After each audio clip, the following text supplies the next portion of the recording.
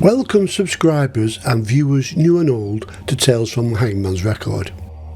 In this series we look back at some infamous and little known murder cases that took place in Great Britain and Ireland between the years 1868 and 1964 and which feature in my 3-volume hardback book series The Hangman's Record.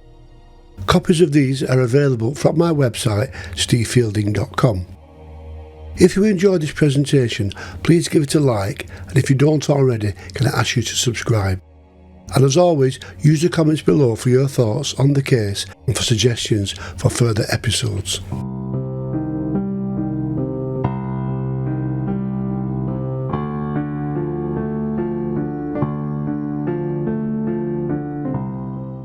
It has long been agreed by most students of true crime that the poisoner is the most detestable type of murderer.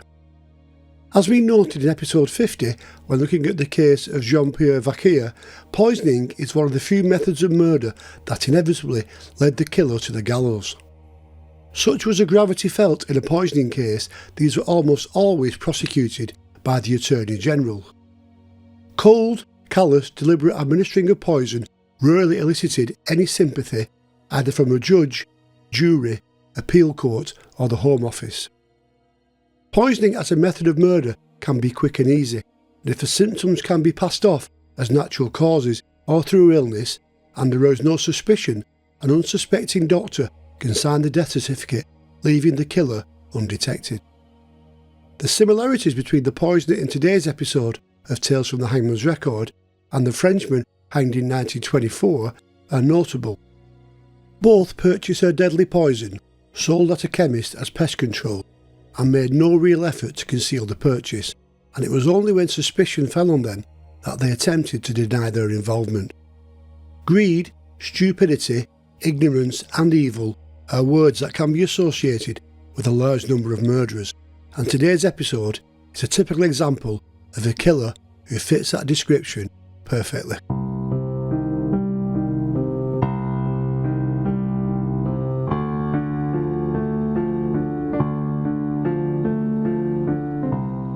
The coronation year of 1953 was to see a number of murder cases making the headlines. In January, teenager Derek Bentley went to the gallows in controversial circumstances after 16-year-old Christopher Craig shot dead a police officer on a rooftop in Croydon, South London. 19-year-old accomplice Bentley, already under arrest when the fatal shot was fired, was alleged to have encouraged him to shoot, and despite this being disputed and him having serious learning difficulties, he was hanged at the end of January. In February, Miles Gifford was executed for the murder of his parents in Cornwall. Then, in spring of that year, preparations for the crowning of the new Queen were overshadowed when the horrors of Rillington Place began to hit the front page of newspapers, leading eventually to the execution of John Christie in July and questions as to the guilt of Timothy Evans, hanged 3 years earlier. Meanwhile, in the Lancashire seaside town of Blackpool, in the northwest of England, an advertisement for a home help placed in a local newspaper was to see the start of another sensational murder investigation, joining the names of Christie and Bentley as one of the most memorable cases of the 1950s. Respectable woman or couple to share furnished house rent-free for service to lady. The advert for the live-in housekeeper offering free accommodation for the right person had resulted in many replies. It had been placed in the West Lancashire Evening Gazette on Tuesday the 10th of March 1953 by 79-year-old Sarah Ann Ricketts. For the last 10 years she had lived alone at the homestead, a neat 3-bedroom bungalow at 339 Devonshire Road, half a mile or so from the promenade at Blackpool North Shore. She had been relying on a number of housekeepers to do her shopping and cleaning until her last helper had quit, saying she found her employer impossible to tolerate any longer. She was now looking for a replacement. Twice widowed, with both husbands having gassed themselves at the bungalow, and now pretty much housebound, with her 2 daughters married and living away, Sarah Ricketts was well off and secure. She owned the neat bungalow worth up to £4,000 in a quiet, pleasant part of the bustling seaside resort. 2 days after placing the advert and sifting through the applicants, a successful, respectable couple chosen were Alfred and Louisa Merrifield. 70-year-old Alfred Merrifield and his 46-year-old wife would be employed as carers, with Louisa ostensibly as cook and cleaner and Alfred as a handyman and gardener. In recent years, the Merrifields have been something of an itinerant pair, flitting from rented room to boarding house, often leaving in the early hours to avoid paying the rent. Louisa had taken on a variety of jobs, usually in some domestic or housekeeping role, and in the last 3 years had over a score of jobs, with most usually ending when she was dismissed for either petty theft, laziness or dishonesty. In 1946, Louisa Merrifield had even been sent to prison for 2 months for refusing to pay a £20 fine after being convicted of stealing her neighbour's ration book. 3 of her children had been taken into care, with her deemed to have failed to provide them with a suitable standard of education. In 1949, Alfred Merrifield, Louisa's third husband, was fined £25 after being charged with indecently assaulting an 8-year-old girl. 2 years later, the couple moved away from Wigan, Louisa's hometown, to Blackpool, where she found work as a cook at Blackpool Tower. Accepting the new job offer, Louisa and Alfred Merrifield believed they had landed on their feet. They had neglected to mention their respective criminal records at the interview, and keeping their past a secret, the couple moved into Devonshire Road. Initially, all seemed to be well. Cantankerous she might be, but following a fall several months earlier, Sarah Ricketts was in need of proper care. Whilst living alone, all the local tradesmen who called at the house, coal merchant, milkman, grocery boy, etc., would let themselves in after knocking, as Sarah found it difficult to answer the door. Once they had taken up their new roles, Louisa found the old lady was in poor state, preferring a diet of alcohol as much as food. On first examining the kitchen, she saw there was plenty of bottles of Guinness and a bottle of rum in the pantry, but little else in the way of food. Louisa set about putting things right. She began to stock up the larder with food and seeing that Sarah ate proper meals. Soon the lady's health improved. She was delighted with her new staff and told Louisa, "If you do justice with me and look after me, I will see that you get a home for life." On Tuesday, 24th of March, just 12 days after their arrival, Louisa Merrifield went to see a solicitor. She told him that, on behalf of Mrs. Ricketts, he was to draw up a new will for the old lady. She was to be the sole beneficiary. The solicitor arrived at the bungalow a week later, but it seemed at some point Alfred Merrifield had approached him too, saying he was to be included in the will as a joint beneficiary with his wife. When Sarah Ricketts was questioned why she wanted to alter the will and have the Merrifields as sole recipients, she said her 2 daughters had been unwilling to look after her and it was the Merrifields who had cared. She therefore wanted to leave everything to them and at the same time confirming Alfred Merrifield as a co-beneficiary. 2 weeks later, Sarah Ricketts was dead.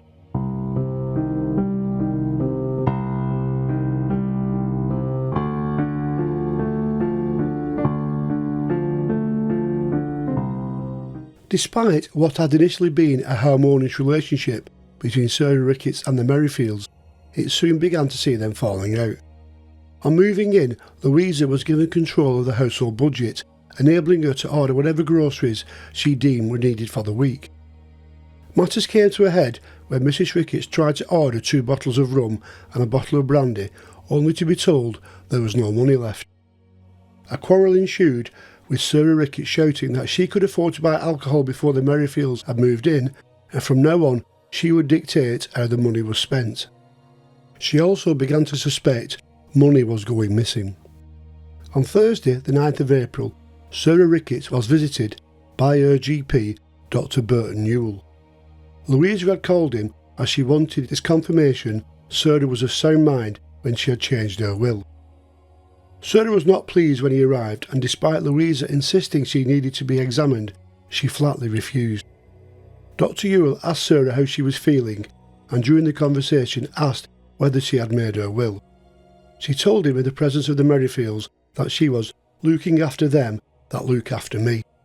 However, when she walked with Dr. Newell to the garden gate and out of Louisa's hearing, she told him that the Merrifields owed her money, that she did not trust them and planned to change her will again. When Louisa visited surgery 4 days later, Dr. Ewell refused to issue a certificate of mental well-being, saying he did not want to get involved in any matters relating to the will. Now, instead of getting medical confirmation that Sarah Ricketts was of sound mind to validate the change of will, she merely had Dr. Ewell witnessing that the old lady had been in good health 4 days before her death. On Monday the 13th of April, as Louisa was at Dr. Ewell's surgery, delivery man George Fortune called, and when Sarah went to get a few coins from her purse, she found she was cashless. Alfred Merrifield was in the house at the time and said he would go to the bank for her. The delivery man later told police that Mrs. Ricketts snapped, "When you go to the bank, call my solicitor to the house because I want him to change my will." Alfred then apologised and said he could not go to the bank that day. Sarah then told the delivery man, "He's all right, it's her I don't like." Later that day, Louisa Merrifield called the doctor again. This time she chose a different doctor, who merely concurred with Dr. Ewell's assessment that Sarah was not seriously ill. She had complained of stomach pains, but Dr. Wood, who had been Sarah's GP until he became ill 3 years ago and had semi-retired, also diagnosed mild bronchitis and gave her a sedative and prescribed a bottle of medicine. Louisa told the doctor she was worried the old woman might die in the night. Before he departed, the Merrifields were asked to leave the room. Once they had gone, Sarah told him she was worried that they were trying to get rid of her. On the following morning, Louisa went to Dr. Wood's surgery and asked for someone to attend to Mrs. Ricketts. Dr. Ernest Page arrived at the bungalow and found Sarah unable to speak. He told Louisa she should refer the case back to Dr. Ewell. She called the surgery and found he was out on his rounds. When he finally called at Devonshire Road at just before 2 o'clock that afternoon, Sarah Ricketts was dead. Dr. Ewell was immediately suspicious and refused to issue a death certificate. Instead, he telephoned the police and spoke to Detective Sergeant Norman Stedman. He explained his concerns and suspicions and also suggested the sergeant should speak to Dr. Wood. Both doctors were interviewed by detectives and agreed that Sarah had appeared in no immediate danger when they last saw her. Both mentioned about Louisa Merrifield's comments about the will and Sarah Ricketts' concerns that the Merrifields were trying to get rid of her. Chief Constable Harry Barnes agreed that there was something in these suspicions and had his team investigate. Detective Sergeant Stedman, accompanied by a detective, went to 339 Devonshire Road and questioned the Merrifields. Stedman detected no sign of injury or violence on Sarah Ricketts. He asked if Mrs. Ricketts had taken anything and when she had last eaten. Louisa replied that she had eaten nothing all day and nothing to drink except a few tots of rum and brandy, adding, "I think she's had a stroke." Her body was taken to Talbot Road Mortuary, where a post-mortem was later carried out. On Friday the 17th of April, Superintendent Colin McDougall went to the bungalow, telling the Merrifields that he believed Mrs. Ricketts had died of something she had eaten or drank. "We have searched the house and taken possession of certain articles, but have not found any substance or container which would appear to account for her death," he told them. "If my maker sends for me now, my conscience is clear," Louisa declared. Police learned from a previous employer of Mrs. Ricketts' habit of eating jam with a spoon direct from the jar, and suspected whatever had killed her had been concealed in the jam. Asked where the jam jar was, Louisa Merrifield told the superintendent she had thrown it out as it was empty. Evidence was quickly growing that Sarah Ricketts' death had not been natural. Dr. J.B. Firth from the North West Forensic Science Laboratory conducted tests and issued a report on Tuesday the 28th of April that the stomach contents revealed evidence of bran, a compound found in rhodine rat poison. At the post-mortem conducted by Dr. George Manning, he had found that the liver was pale and showed toxic changes, which suggested Mrs. Ricketts had died from phosphorus poisoning, again found in the rhodine rat poison. Police investigations also learned that just 2 days after the death, Louisa had gone to a local funeral director. She had told him Mrs. Ricketts had not wanted her daughters to know of the funeral arrangements and that she should be cremated, only to be told that only the next of kin could make such an arrangement. The haste in wanting the body cremated and kept secret from the family was clearly questionable and again aroused suspicion. The two doctors, Yule and Wood, the grocery delivery man and the van driver who brought the alcohol delivery, all told police that Sarah had seemed fine shortly before her sudden death. A neighbour confirmed she was up and about when he had saw her in the garden on the afternoon before she died. Detectives soon learned Louisa Merrifield had been heard bragging about her impending inheritance, often talking as though she already owned the bungalow even before Sarah had died. Significantly, she had boasted to one acquaintance, Jessie Brewer, "We are all right, we are landed now. We went to live with an old girl and she's died and left us a bungalow worth 4,000. This conversation had occurred on Saturday the 11th of November, 3 days before Mrs. Ricketts had died. They also learned that Louisa had told a stranger in a bus stop that when she returned home from Wigan, she had found her husband in bed with the old lady they were caring for. Louisa said they were messing about and Al poisoned the old bugger and him as well. Deciding they now had enough evidence to press charges, on Thursday afternoon, the 30th of April, Detective Inspector Dunn cautioned Louisa Merrifield, "I'm going to arrest you for the wilful murder of Sarah Ann Ricketts." "I am not guilty," she said as she was handcuffed and taken into custody. A few days later, Alfred Merrifield went to see his wife on remand, and while they were chatting, detectives arrived and also charged him with the murder.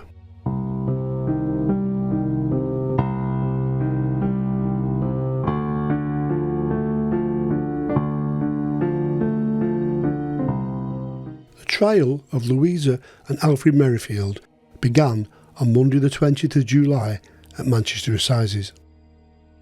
Mr. Justice Glyn-Jones was presiding at his first murder trial since becoming a judge. Both pleaded not guilty. The judge explained the uncertainty cases involving poison can raise. He told the jury that murder by poisoning is a secret and treacherous crime, and as such is rarely, if ever, committed in the presence of an eyewitness who can give you direct evidence of the administration of poison. It therefore follows that murder by poison must be established by circumstantial evidence, and you are not to suppose circumstantial evidence is necessarily inferior to direct evidence. Indeed, it may even be stronger. As in all major poison cases, the prosecution was led by Sir Lionel Heal QC, the Attorney General. Mr. Jack Nahum QC led for the defence, and his first task was to object to two women being included as jurors. The objection was successful. The prosecution's case was that Sarah Ricketts had died of poison administered by one or both of the accused. Dr. Burton Newell told the court he had seen Sarah Ricketts 4 days before her death and she seemed in good health for her age. He said he had found her death troubling and refused to issue a death certificate. The testimony of Dr. Albert Wood, who had seen Mrs. Ricketts the night before her death and again found her in good health, was read to the court. Dr. Wood had been ill for a while and passed away on Tuesday the 26th of May. A number of witnesses gave evidence of the glib statements Louisa Merrifield had made regarding Sarah Ricketts. One witness told Louisa had said, "She's not dead yet, but she soon will be." This was 2 days before Sarah Ricketts' death. Evidence was also given in relation to the poison. Home Office pathologist Dr. George Manning testified that Mrs. Ricketts' liver was discoloured, indicating phosphorus poisoning. Phosphorus and bran, both of which were found in Sarah Ricketts, were ingredients in Rhodium rat poison. He told the court that Sarah's heart would have given up after receiving a fatal dose on the night before she died. The poison would have a vile taste, Dr. Manning said, but if disguised with Mrs. Ricketts' favourite jam, she would be unaware she had ingested it. The defence counsel attempted to undermine Dr. Manning's evidence by calling Professor James Webster, director of the Home Office laboratory in Birmingham. Webster told the court he believed that Manning was utterly wrong, claiming that the lady had died of necrosis of the liver, caused by poor diet and alcohol. He did concede, though, that the phosphorus in her stomach could only have been taken by mouth. On the 11th day of the trial, Mr. Justice Glyn-Jones spent over 4 hours summing up. He said that the prosecution's case was Sarah Ricketts had died from phosphorus poisoning administered via rat poison. The defence claimed that her death was natural causes, though admitting that there was phosphorus in the body. Of Louisa Merrifield, Justice Glyn-Jones said, "She is a vulgar and stupid woman with a dirty mind, but this doesn't mean she is guilty." Alfred Merrifield, he said, was at times somewhat foolish. The jury were to decide whether the Merrifields together or separately gave Sarah poison, and secondly to decide if there was an intention to kill. And finally, was it the poison that killed her? If the jury answered yes to these questions, they must find the Merrifields guilty, or one of them guilty. The all-male jury took 6 hours to reach their verdict. The clerk asked the foreman, "In regards to Louisa Merrifield, do you find her guilty or not guilty?" Guilty. In regards to Alfred, the jury could not reach a verdict, and he was removed from the dock to face a retrial at a later date. Louisa Merrifield was then ushered into the centre of the dock. Asked if she had anything to say why sentence of death should not be passed upon her, she said in a shaky voice, "I am not guilty, sir." "You have been convicted on plain evidence of as wicked a cruel murder as I have ever heard tell," the judge said as he passed sentence. The judge also directed that Alfred Merrifield be retried in the autumn, but the Attorney General decided not to go with the prosecution against him, and he was released from Manchester Strangeways Prison on Thursday the 6th of August. One wonders as to the feelings of Louisa Merrifield, housed in the condemned cell at Strangeways as she awaited the hangman, knowing that Alfred was now a free man and living in the bungalow he had solely inherited. Louisa appealed her sentence on the grounds the judge had misdirected the jury, but this was rejected. On Saturday the 15th of August, Prison Governor Gilbert Hare informed the Home Office of a disagreement between the Merrifields during a visit. He wrote, "This afternoon, while Mr. Merrifield was visiting his wife, there was a scene during which Mrs. Merrifield shouted at her husband, 'Get out of this bloody prison, I never want to see you again.'" Alfred Merrifield was being put up in a Manchester hotel by the Sunday Dispatch, and it was thought that the visit may have been in a bid to get a quote or a story from her for the newspaper. Alfred Merrifield penned a letter to the newly crowned Queen pleading for leniency for Louisa, writing that his youngest son Leslie had died serving in the RAF and that he himself had served with the Royal Engineers in the Great War. Having assured Queen Elizabeth of his innocence in this case, he asked her to spare Louisa's life. Louisa Merrifield also pleaded to the Home Secretary, David Maxwell Fyfe, for clemency. Riddled with grammar and spelling mistakes, she wrote, "I am not guilty of this woman's death. There was nothing in my power that would cause me to do wrong to this old lady. It is my duty only. I am to believe by the power of God to plead with you for my life and mercy." Despite her telling her husband, "I never want to see you again," on the day before the execution, she allowed Alfred a farewell visit. As it concluded, she burst into tears and cried, "Goodbye, Alfie. Look after yourself. God bless you." On the stroke of 9 o'clock on Friday morning, the 18th of September, Hangman Albert Pierrepoint and Assistant Jock Stewart entered the condemned cell.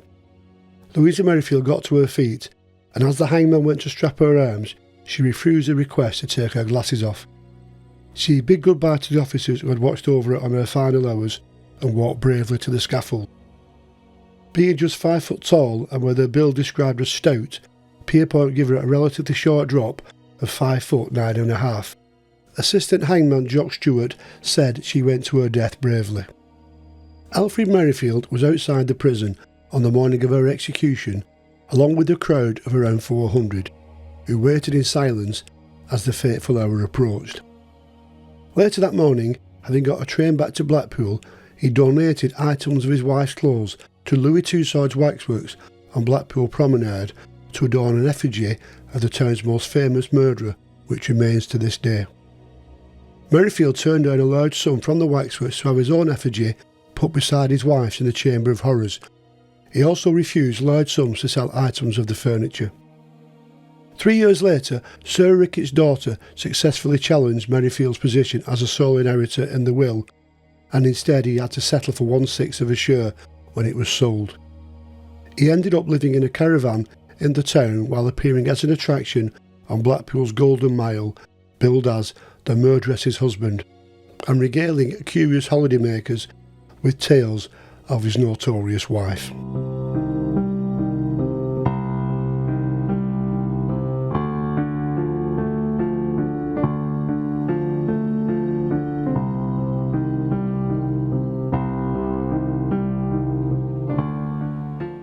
Louisa Merrifield was the last poisoner to face the hangman in the UK, and just 2 other women would go to the gallows before abolition in the 1960s.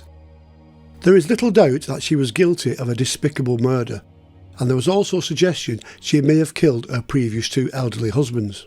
The question of whether Alfred Merrifield was complicit in the murder and he avoided justice remained until he died in June 1962 at the age of 80.